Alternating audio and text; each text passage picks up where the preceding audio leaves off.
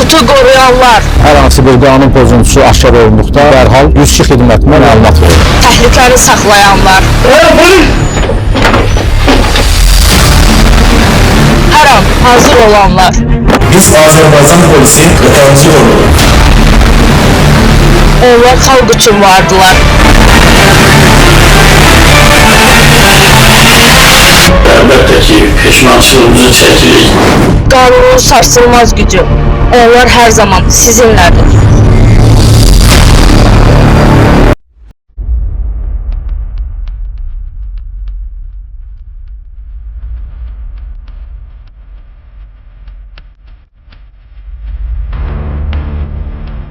Bizdə efsanə Əkrəmov.